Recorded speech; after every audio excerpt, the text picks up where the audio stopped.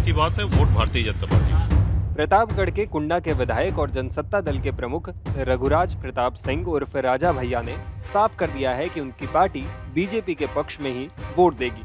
दरअसल उत्तर प्रदेश की 10 राज्यसभा सीटों पर 27 फरवरी को चुनाव होने हैं। यहाँ से बीजेपी के 8 और समाजवादी पार्टी के 3 उम्मीदवार मैदान में हैं। आंकड़ों के हिसाब से बीजेपी के 7 उम्मीदवारों की जीत पहले से ही तय मानी जा रही है। हालांकि बीजेपी ने यहाँ 8वां उम्मीदवार बनाकर चुनाव को रोचक बना दिया है। समाजवादी पार्टी को तीसरे उम्मीदवार की जीत के लिए जोड़ तोड़ का सहारा लेना पड़ सकता है।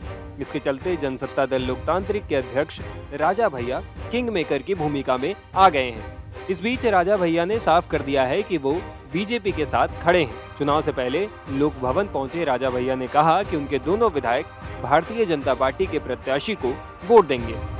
राजा भैया हमारे साथ हैं, आप यहाँ पहुंचे हुए हैं, जो लंच है इसमें आपको लेके था कि आपने अखिलेश यादव से बात की, फोन पे उनके प्रदेश अध्यक्ष भी आपसे मिलने गए थे, बीजेपी के भी लोगों ने मिली, अब आप किधर हैं? ये तो अच्छी बात है कि बात हो रही है, बात होने में क्या बुराई है। और एक जो वार्ता बंद थी वो अब आरंभ हुई है, लेकिन जहाँ तक वोट की बात है, वोट भारतीय जनता पार्टी। तो आपके दोनों विधायक भाजपा के जनसत्ता दल भाजपा को वोट देगा। तो राजा भैया है कह रहे हैं कि इनका जो वोट होगा इस बार वो बीजेपी के साथ है, और ये इसीलिए आज जो बीजेपी की तरफ से लंच दिया गया है उसमें शामिल होने के लिए भी आए हैं। राजा भैया के इस ऐलान के बाद बीजेपी के सभी 8 प्रत्याशियों की जीत तय मानी जा रही है। दरअसल सपा ने अपने तीसरे और बीजेपी ने अपने 8वें उम्मीदवार की जीत सुनिश्चित करने के लिए पूरा जोर लगा रही है। दोनों ही दलों की नजर जनसत्ता दल लोकतांत्रिक के रुख पर टिकी है। सपा के प्रदेश अध्यक्ष नरेश उत्तम ने जेडीएल प्रमुख और प्रतापगढ़ की कुंडा विधानसभा सीट से विधायक राजा भैया से उनके आवास पर मुलाकात की थी। इसके अगले ही दिन यूपी बीजेपी के अध्यक्ष भूपेंद्र सिंह चौधरी भी राजा भैया से मिलने पहुंच गए थे। अब राजा भैया ने टाइम्स नाउ ऑफ भारत से बातचीत में साफ किया है कि इस चुनाव में उनकी पार्टी बीजेपी के साथ जाएगी।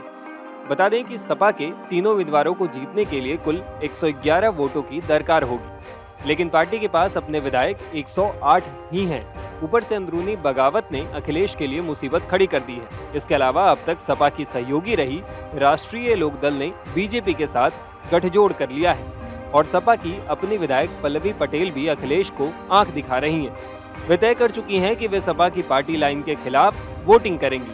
सपा के विधायक रमाकांत यादव और इरफान सोलंकी जेल में बंद हैं। सपा के एक और विधायक का निधन हो चुका है। ऐसे में पार्टी के लिए जरूरी 111 की संख्या जुटा पाना काफी मुश्किल साबित हो सकता है। ऐसे में यूपी में राज्यसभा के लिए होने वाली वोटिंग पर सबकी नजरें टिकी हैं। क्या अखिलेश यादव अपने तीनों उम्मीदवारों को राज्यसभा भेजने में कामयाब होंगे या फिर बीजेपी बाजी मार जाएगी? Times now of Bharat digital की रिपोर्ट।